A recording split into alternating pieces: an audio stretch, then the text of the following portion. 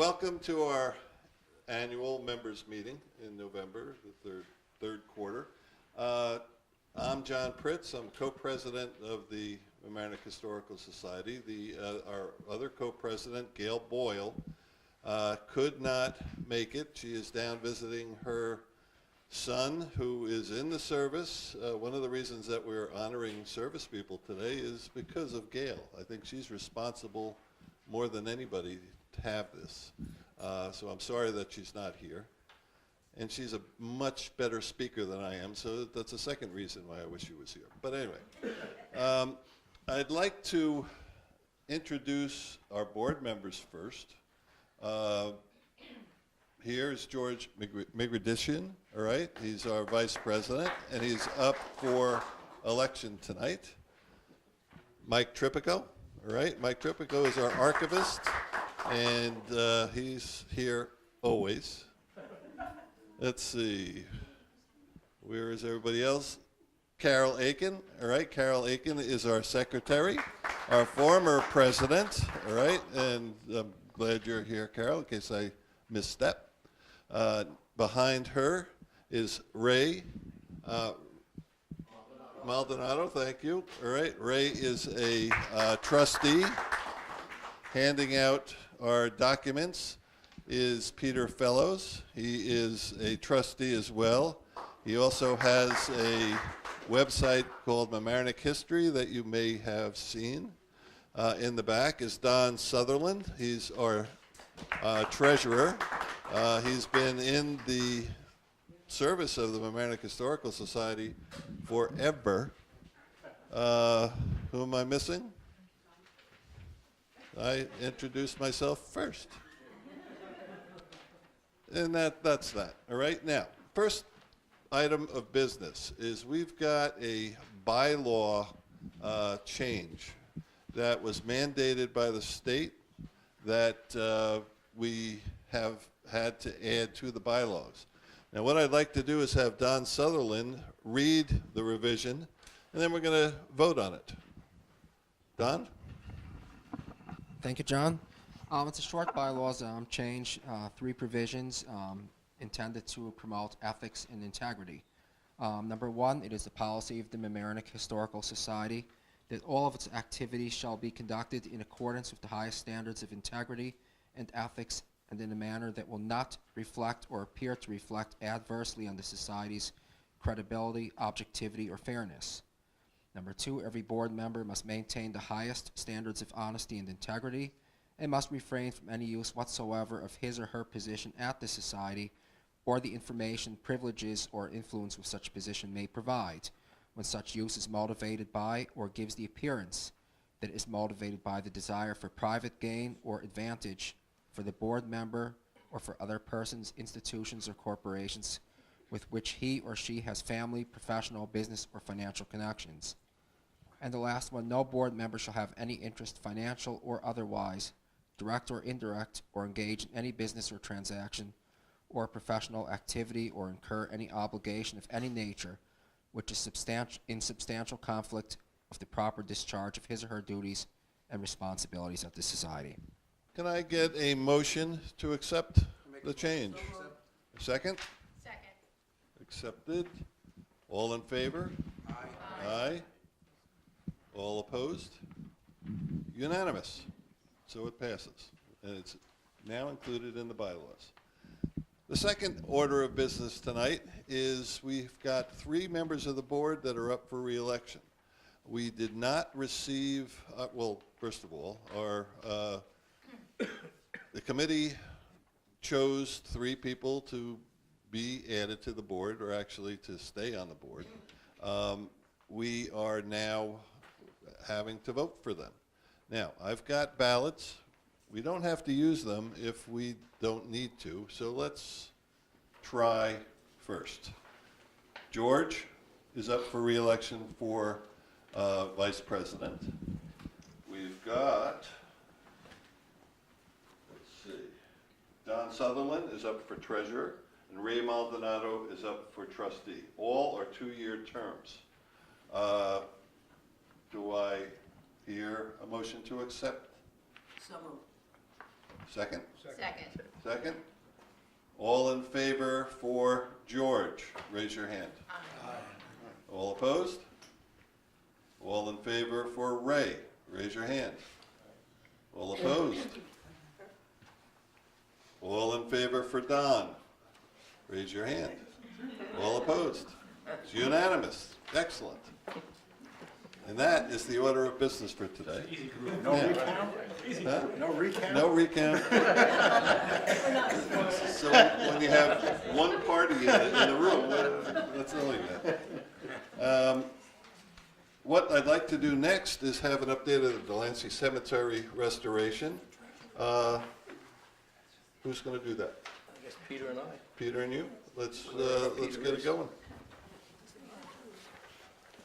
What we are doing as a historical society is going through the town of Mamaroneck to try to put order to the cemeteries in town. The first order of business was the Delancey. They've been working their tails off to research and fix up, clean up, and identify markers for who was in the cemeteries. Who wants to speak first? We did this in two phases. The first phase is rebuilding the existing stone wall that is not there anymore, which is written about. So we want to redo that wall. We've started, sort of, we've located where it was. And we've gotten some rock in so far. We have people working on bringing more in. So I don't want to go into too much of that now. That's phase one, doing the stone wall. Phase two is the actual restoration and the research, which I'll let Peter tell you about quickly. Okay, so we've done a lot of the research on the residents who are there, the ones who were there but were removed from that location, and we have some people coming to give us a quote on what it would cost to do restoration. These are great people. We'll be publishing that and letting you know as we know. The most exciting thing is we may have discovered an unknown grave there. If we did, this would probably be a grave of a slave or a freed slave, a servant. It's consistent with the markings of such, but we don't have any more information than that. Well, let me ask you a question. All right? What are the restorers going to restore? All right? What specifically would they do? So they can give you a panorama of choices to make. They can take the stones that need the most work, they can restore them using their techniques, clean them off, bring out the lettering, paste them together, things like that, reset them up. But how much we want to do will partially depend upon the costs, and those things will have to be discovered as we go along talking about it. Okay. Go, please. Yeah, what's interesting is that all cemeteries are the responsibility of the respective town. And when you bring up cost, I'm just wondering if perhaps if you haven't, you should go to the town of Mamaroneck and say, what are you going to contribute to the restoration? We've actually spoken to the town, but not about finances yet. We're waiting to hear from the restoring company and get an estimate on what they can charge us. Then we will go and talk to Mr. Altieri over there and see what we can work out. Yeah, the way it reads, it sounds like the most that they're absolutely liable for is keeping it sort of clean and maintained. Yeah. But there seems to be a lot of enthusiasm Yeah. in both the village and the town. Right. And They've worked in the past with the older historical society years ago in doing research on the property, all the properties, but the Delancey included, and they paid for all of that, those surveys and those, Good. you know, yes, they did. so we're hoping that maybe. We think the check's in the mail. One thing that is sort of heartwarming is we're getting a whole slew of volunteer labor, right, from different companies within town. And, you know, you can't ask for more than that, all right? All that we can do is try to publicize it as best we can, right, to get more people to do that. Now, the cemeteries is a big job because there's so many of them, all right, and they're disappearing. You know, the one near Bellows, for instance, nobody knows about. The ones that are in, you know, Rye Neck area near Shore Acres, some of them are gone. The one near the high school, I remember growing up, that was the Powell Cemetery. the Powell Cemetery. You don't know what's there anymore. Grove, and nobody even knows it's there. That's right. So there's a whole slew of things like that that are, you know, we've got to stop it, all right? We've got to make it stop. You know, the ones near the water in Rye Neck are, you know, you can't get to them, number one, and they sort of disappear as people live their lives and figuring, you know, almost add it to their own property, and it's kind of sad. We're going to take them one at a time. One at a time. But yes, that's definitely on the horizon that we're going to look into them.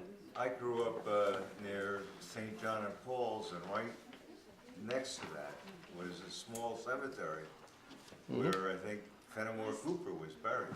Yeah. I don't know whether you're aware of that.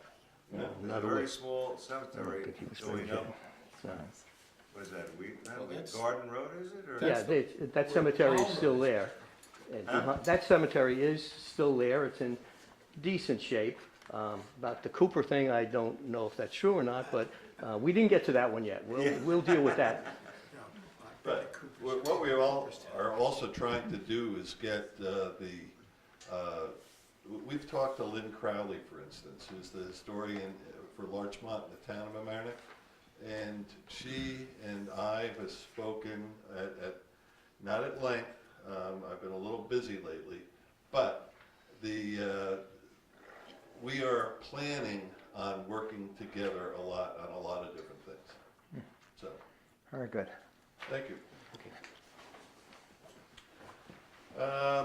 Last, before we start the programs tonight, I just want to let you know that on December 9th, we are going to be having a holiday cheer event at the 1816 Schoolhouse at 3 o'clock. And everybody is invited. We have, where'd you put them? Oh, all the way back here. Frank, I'm sorry.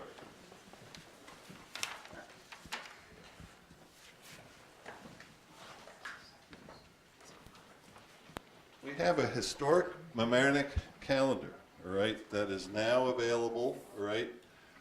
Old-time pictures of Mamaroneck, really, really good.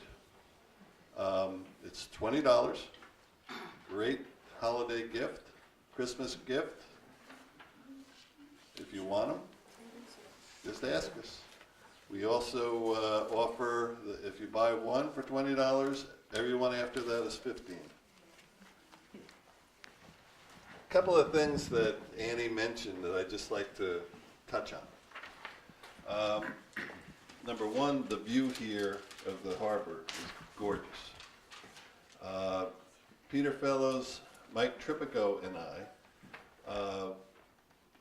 got a map of one of the original plot maps for this area. And on it was the original location of the Delancey House, which is on the corner of Fenimore Road and the Post Road. So we said, well, let's see if we can figure this out. And we found that a quarter of the house is on this property. The other 3/4 are on the property of the people next door. And we're sitting there looking at where it was, and we're saying, you know, if I was going to build a house, where would I build it? Right here, because of the view. The view is gorgeous. All right, the view is gorgeous. Now there's trees in the way now, but when there was no trees, it would be the perfect place to have a house. So, yes. The neighbor next door was kind enough to cut down 13 trees. Yeah. Along the side here. Serious? So, yeah. So now the view Since we were here then. In the last 6 months. Yeah, since we did our search. Yeah, in the last, oh, yeah, definitely.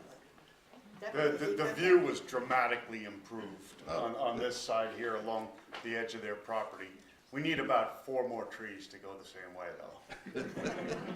Well, you know, it gets Who's dark got a at night, you chainsaw? know, Bill. But anyway, the other thing is she mentioned Hunter Megan, who is actually one of the founding members of the Mamaroneck Historical Society. And I just want to recognize him for his contribution to us. Yes. Maybe like 20, 30 feet out, there's a hole. It's like a foot drop. My friends surmised that might have been a well. Oh, And Possible. if that was the placement of the well, then it's it would have certainly been- close to the house. Certainly close to the house, who knows? That's certainly possible. Wonder what's at the bottom of the well. That I don't know. Could have been an outhouse too.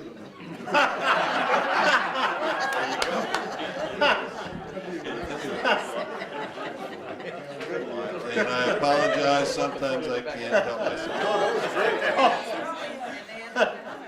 What was the other thing that I was thinking? Oh. The VIA, when I did my presentation on Harbor Island, the development of Harbor Island, I brought this article in. It's from the Mamaroneck Paragraph, August 7th, 1919. And aside from the way that they wrote newspaper articles back in the day, which I find very, very, I'll call it cute, but it's definitely different from what you get now. One of the things that I laugh at, the dump is very troublesome. It has been on fire twice. Days and wind is from the south. The smell of the garbage is unbearable. Disinfectant is only temporarily satisfactory. I think the dump is also responsible for breeding the flies that swarm over the island and invade the shelter house in droves. Fly paper is almost useless without mosquito netting for the windows and a screen door. What the VIA did to help the kids in this community back in the day, in this article is really huge. They had 1,370 children with an average of 83 kids a day coming to Harbor Island in 1919. That's unbelievable. That's a lot. That would be a lot today. So most of the kids in town spent their summers down at the harbor. Just thought that was interesting. Very. Now, our next presentation is going to be made by a veteran, Bill Frazier, one of our members, and one of our friends. Let's welcome Bill, please.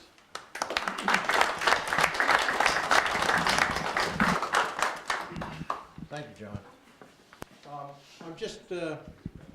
I just thought, being Veterans Day was a week or so ago, a couple of weeks back, we'd talk about the veterans, and I'm sure some of the people I speak about, a lot of the faces in here I know knew them. But before I do that, exactly 100 years ago, this was probably in the Mamaroneck Hook and Ladder. And this was put up because the guys were coming back from World War I. They were coming back from France, and I just got this the other day. Somebody gave it to me, but it belonged to Everett Smith, and he was a mayor in Mamaroneck many years ago, and it was in one of his possessions. But so that's what was going on 100 years ago. The guys were coming home. Back in '91, the Historical Society decided to do, let's do a 50th anniversary for the veterans. And they got together with LMC-TV. We used to have meetings over at the library. And of course, LMC-TV had a studio over there. And we did the first show. We had a fellow that was a Pearl Harbor veteran. His name was Frank Allo. and Frank's been gone a while now, but like I said, I just want to mention some of the names of people that were prominent at one time here and that are no longer with us. So then we had back in 1992, we had Carl Carpino, we had Uncle Carl? yeah, well, Uncle Carl, this is relative, it would have been a nephew. He was in the Marine Corps, 1st Division. Pop Watson, 1st Division, and Nick Vitetta.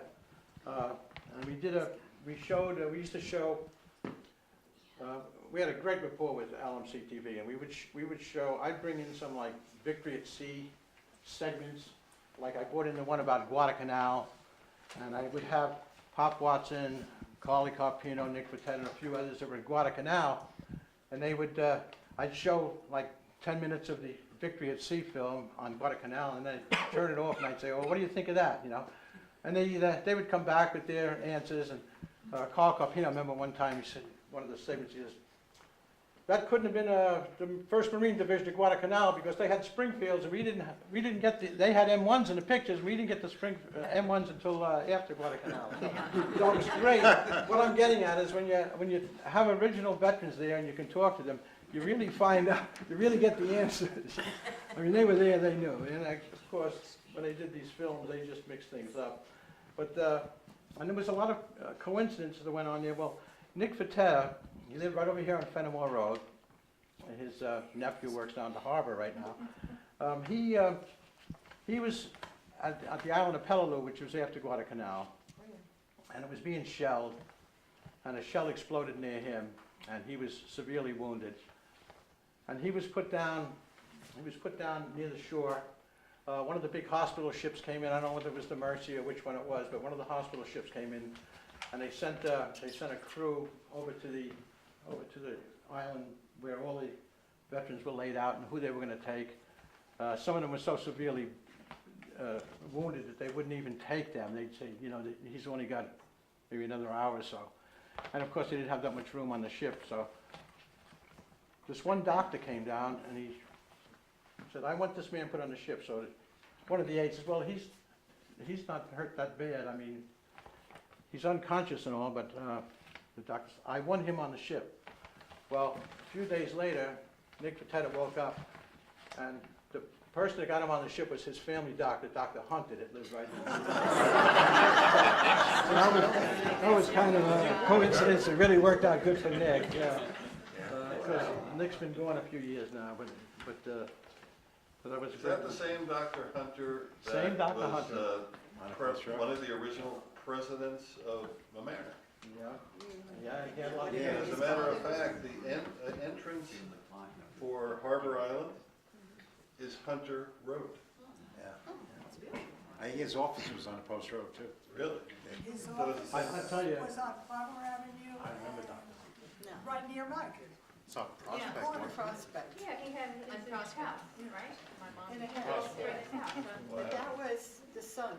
Yeah. I Oh, that think was the the son. father was Dr. Hunter also. Oh, Yeah. I okay, think. all right. well, I think. this Dr. Hunter, well, Branson. he Yeah, was, that he would was in make the sense. service. He was in the service in 1943. Yeah, so- well, the other Dr. Hunter was turn of the century, so it had to have been his father. That was I his know, father. yeah, I'm sure, yeah. You see that a lot, where there's a doctor and his son becomes a doctor, like Dr. Doyle. No, yeah. But anyway, that was one of the coincidences that happened there, and also after the battle, like Carl Carpino and a few others, they'd spot someone that looked familiar, and they'd say, "You from America?" "Yeah, oh yeah, oh." And next thing you know, it's a friend of a friend, and this and that. And there was a lot of that went on. There was another thing that happened there. You've heard of the 5 Sullivans, the Sullivan that went down, on the same ship. Well, the other coincidence there is that we had one of the first fellows to lose his life in Mamaroneck was on that ship too. His name was Wilbur Tompkins. He lived right here in Mamaroneck, and he went down with that ship also. So that was one of the others. And, What ship was that? it was the Juno, USS Juno. It went down on November 13th of 1942, right off That was Guadalcanal. early in the war. Yeah, that's why I say he was one of the first. One of the first, incidentally, During World War I, one of the first people to lose his life from Mamaroneck was a fireman. He was with Hook and Ladder, and his name was Red. His nickname was Red O'Neill, and he was. In fact, there's still pictures in the firehouse. If you go look behind, you'll find pictures of him. Each one of the firehouses had his picture. And that was World War I, though. Then we had. There was a fellow that lived over right off Union Avenue there, Marty Solomon. Now, Marty Solomon, he was in the Navy. His ship was sunk. He gets awarded because one of the people he helped save was the captain. So it was good for him. However, he was rewarded by the next ship he was on was sunk also. And then one more after that, before he got out of the Navy, was also sunk. So he really had a tough time. They got rid of him. He's like I said, these are fellows that some people probably remember and others. There was quite a few people when we used to do this show. We would bring these people up to talk about their experiences. That's what's so good about it. And I wish that LMC-TV still had those tapes. I don't know whether they have them someplace or whether they put it on DVD, but it would be so nice to show those around Veterans Day or Memorial Day, because these people were really good when they told their stories. And some of the stories are really... We have two of them. You do have two of them, yeah. But like I say, like at Veterans Day, there wasn't anything... There wasn't too much on television on this Veterans Day. We'll work on it next year. Like at that meeting in 1943, or which would be 93 show, we had Roy Kedney from Mamaroneck, Bobby Garvin, he was a fighter pilot, Frank Rathbone, he was a B-17 guy. We had Jerry Page, he was a B-25 navigator from Larchmont, and Anthony Lebrandi, who was he had P-47s over in the Pacific. But anyway, a couple more coincidences we'll talk about is Vic March, that's Don March's father. He was over in Saipan and over some of the other islands in the Pacific, and he was with a fellow from Mamaroneck named Bob Taylor. He found out later that Bob Taylor was over there at the same time he was. Bob Taylor was a cop in Mamaroneck. He was a policeman. He was a black fella. And they had their own regiment over there. They were the let's see, I think they were the 259th regiment. But anyway, it was called the Harlem Division, and these guys did a lot of mopping up, a lot of work over there. One of the things that we found out that Bob Taylor after Saipan he wound up in Tinian. This was near actually this was in August of 1945, and they gave him this job. They said, you and a couple other guys, you got to watch this box. It was just dropped off by a heavy cruiser. They dropped this tremendous carton off, and they had it all guarded, and he was wondering as he stood guard that night, I don't know, can't imagine why this box is so important. Well, it was a few days later, it was dropped on Hiroshima. So he was continuing. Wow. But, so that was one of the highlights of his career in the service, was he guarded the atomic bomb for a short time. Then, incidentally, the ship that dropped it off was the Indianapolis. And the Indianapolis, they made a movie about it. Some of you might have seen it.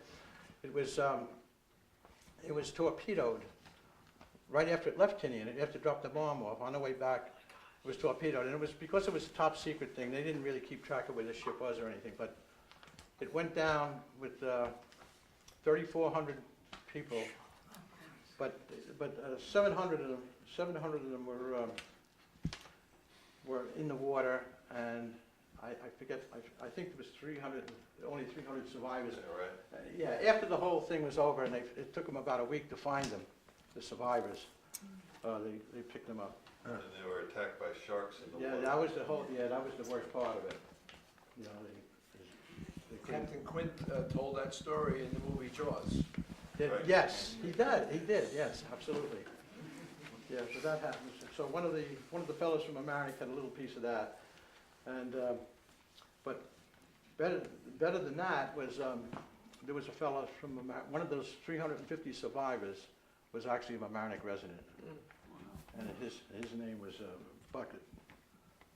And he lived on, Leo Spinelli used to be he was a past president of the Historical Society. He lived in Leo's building on Halsted Avenue. And he was one of the survivors. But that's another coincidence. And it goes on and on. There's John Hanrahan. Jim Hanrahan was a fighter pilot, was in the famous Eagle Squadron over in England. That's when they first started sending the fighter planes over there. Well, actually, Americans were going over there, and they were stationed with the British to fly P-51s, and some of them flew the Spitfires. And Hanrahan, he would never talk about his experience over there. I tried to get a lot out of him, and I found out the reason why he didn't mention it. He felt embarrassed because he was shot down. First of all, he took off in a hurry when they were going out on a mission, and there was something wrong with the plane. He didn't report it. He thought it would be all right. But he started to lag behind. It started to slow down. He got shot down, and he became a POW. And he thought that was horrible, that would happen to him. But as far as I'm concerned, he was a hero. But, and then who else we have? We have there's quite a few. I made some notes here, but I don't want to stay here too long because it's been a long night. But one of the show we had in 1945, which would be the 1995 show, we did the highlights of that year. And we had a fellow from Larchmont, or the town, Bob Wassman. He was on the Ben Franklin, the carrier. And this carrier was hit by kamikazes and bombs and everything else. Actually, a bomb landed and it went down below deck and hit the munitions and it blew up. And they lost a lot of people on that. But what they did there is, he says pancakes saved his life. Yeah.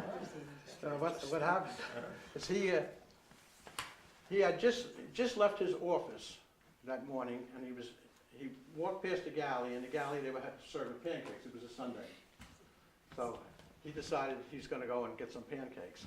And when that bomb was dropped, it went down in part of the ship, which was right near his quarters, and his quarter was annihilated. And that was a great story. The Ben Franklin, it was completely dismantled as far as the engines and everything go. It was almost at the verge of sinking, and it was drifting towards this island. It was right near Japan. This island, Hishira, or one of those islands. I forget the name of it. And they got a cruiser. They tied it onto a cruiser. They had a bunch of the sailors.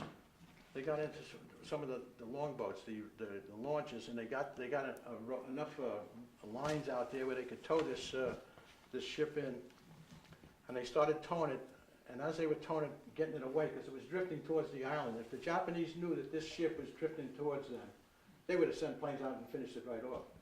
Well, they got that thing out into the ocean, pretty far away from Japan. They managed it. They left a crew on there. They were trying to clean it up. They got one engine going, and the thing was able to do 2 knots, and then it was doing 4 knots, and they got another one going. They got 2 engines going. But they brought it to Hawaii. Hawaii, they couldn't even touch it. It was so badly damaged.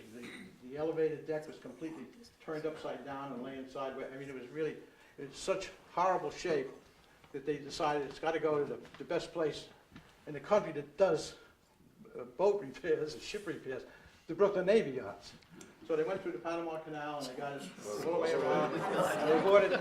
And one of the reasons I'm telling you the story is my father worked at the Brooklyn Navy Yard at this time. And even though it was gas rationing, you couldn't get tires, and you couldn't do this, and you couldn't do that, he had a coupon for the gas because he had to go back and forth to work from nearest shelter, Brooklyn. So he took my brother and I, put us in the car and took us down to see this. And the whole ship was all black on one side. It was still from where it was, and all twisted metal and everything. But it got all the way back, and they actually, I guess you could say recommissioned. Is that what they would say, Skip? In other words, they got it back running again. Yeah, recommissioned. Yeah, they got it back into the water again and working. And then wasn't too long after that the war ended, and I think they did scrap it. It wound up being scrapped. But this Bob Wassman, he told us stories about it. It was really good. And the last one, I don't want to do this too long. You know? I love the stories. Well, and I'd show too, Anthony Marcella. I guess a lot of people know Anthony Marcella because he's very active. He was very active with the veterans, and he just passed away recently. That's right. Well, Anthony was talking about his brother John that was lost over in Italy. And another coincidence there. His brother was killed in a tank. A tank was hit and it exploded. He didn't know it at the time. He found out a couple of months later, I think, by the time the word got to him, because he was over in Italy. His brother was killed, I think, in Sicily, and he was up a little further up on the boot. But anyway, after the war, when they sent his body was sent back. John's body, his brother John's body, was sent back. It wound up in a military cemetery in Louisville, Kentucky. And Anthony said they went out to the cemetery to visit. You know, once his body was set up out there, they went there. And he's looking at the monument that they had there. And a couple of monuments away was a fellow, I think his name was Lancia, and he was one of John's best friends. And he was killed in an air, probably a B-17 or a 24, where they, because there was 10 of them, they buried the 10 of them in a common grave. John was buried in a common grave, because we were talking about cemeteries before. This is what they did in some places. It was a common grave with the other two people that were in his tank that he died with. And they put them together. And like I say, they had this other fellow, his crew, there was 10, I think 10 in that crew, the Lancia, and he was only like 2 or 3 monuments away. That's funny. They saw this monument, he couldn't believe it. Yeah. Somebody he grew up was a good friend of. Yep. You never know. Better It's together, just yeah. some of the strange things. And the last one I'll tell you about, which is, and this fellow's still with us, is Bud Wright. Bud Wright's he was a past chief of the Mamaroneck Fire Department. And Bud was on a destroyer escort. And before he went overseas, a friend of his from Mamaroneck, I don't know, it was somebody he was in the service with. They came to Grand Central Station. They had to leave. Bud was from California, but he was on leave, and he came to Grand Central Station, met his friend there, and he said, "I've got a date for you. I wanted you to meet somebody." He introduced him to Ann Santangelo. You know the story, right? And so then Bud, of course, he was just on leave. He had to go back in the service. They started writing to each other. They became good friends. Eventually got married. But anyway, so he's over in the Pacific. He's at the Battle of Okinawa now. And he's on the pickets going around with his destroyer escort. In the meantime, Ann Santangelo, the girl he met, her brother was also on a destroyer. So writing back and forth, he finds out the destroyer. He had the name of the destroyer. It was called the Isherwood, and that's the destroyer that Ann's brother was on. His name was Tilio Santangelo. So it was a real rough day. The water was high, and the waves were high, rather, and Bud's on his ship that's being fueled. There's a tanker between these two ships, and the lines are coming off, and they're fueling up Bud's destroyer escort, and they're also fueling this other ship, and Bud's watching, and it's going back and forth, up and down and up, and as the ship goes up one time, the other ship, he looks and he sees like number 214. He says, "Geez, I think that's the Isherwood. I wonder if that's I wonder if that's Tilio's, my future brother-in-law, who he never met, who he had never met before, and Well, anyway, he runs up to the executive officer and he says, gee, he says, I think I might have a brother-in-law on that ship.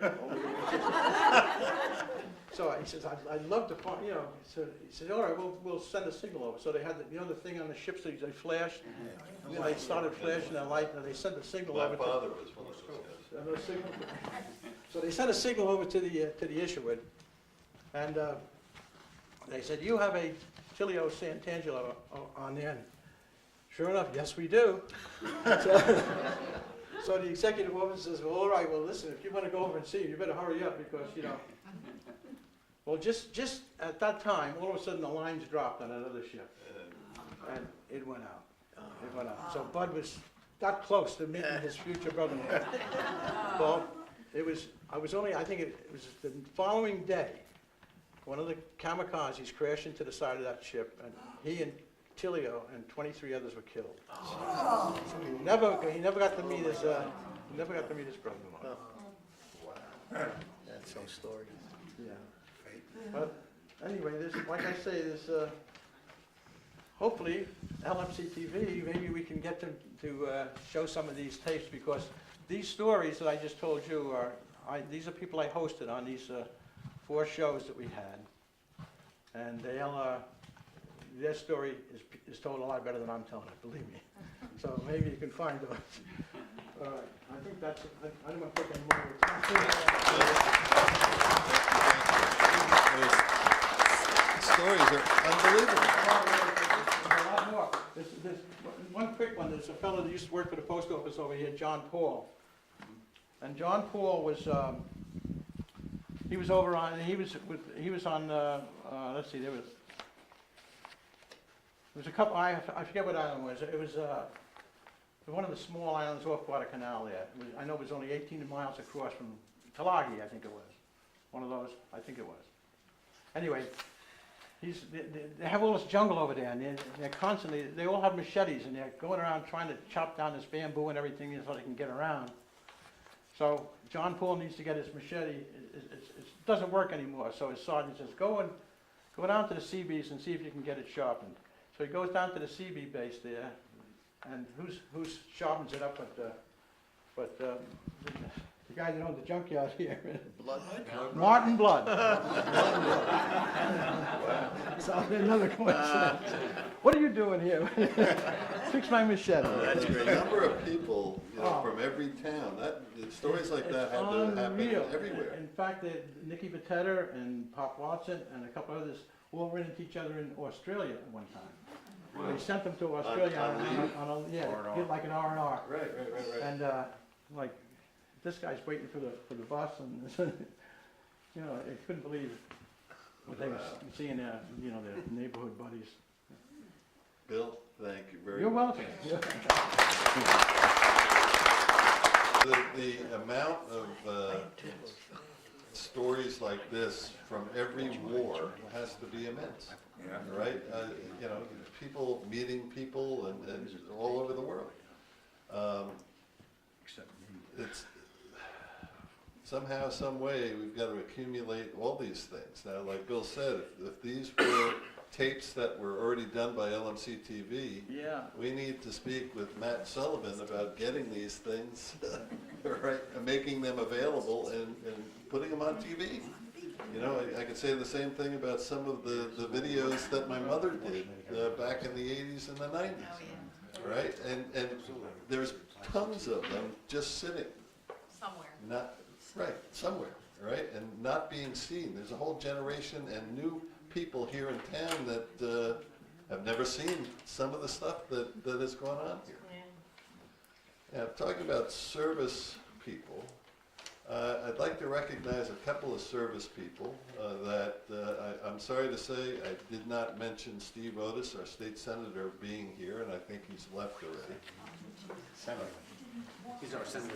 Assemblyman? Yeah, I thought senator. he was a state senator. No, Assemblyman. that was George, it's now Oh, that Shelley was Merritt. George, okay. Since Norman's speaking, I'd like to recognize our former mayor, Norman Rosenberg. And Victor Torfer, our Leon Potok. Leon Potok, excuse me, my mistake. Leon Potok, are currently on the board, and I guess you're stepping down this week. Exactly. Okay, then my apologies. And I'd also like to recognize the service people that are attending tonight. When I say your name, if you would, stand up. Dennis Cuccinella. U.S. Navy, 64 through 66. Henry Gerard. Air Force, 63 through 68. Robert Stark, Air Force, 67. Robert, where'd he go? Oh, he left. Oh, I'm sorry. I'll have to see him when I get home. Leon Bloom, Army, 67 through 78. Richard Cantor, Army, 63 through 65. Howard Hale, Navy, 16 through 70. Skip Donahue, Navy, 64 through 69. Mario Antonelli, Army, 57 through 59. And Ed Murray, Army, 70 through 73. Thank you all for your service. I really appreciate it. Now, that being said, whoops. Our meeting is over.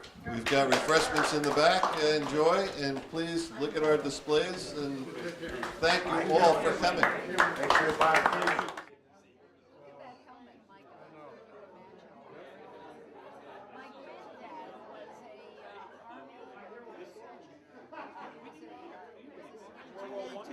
granddad was a 1918.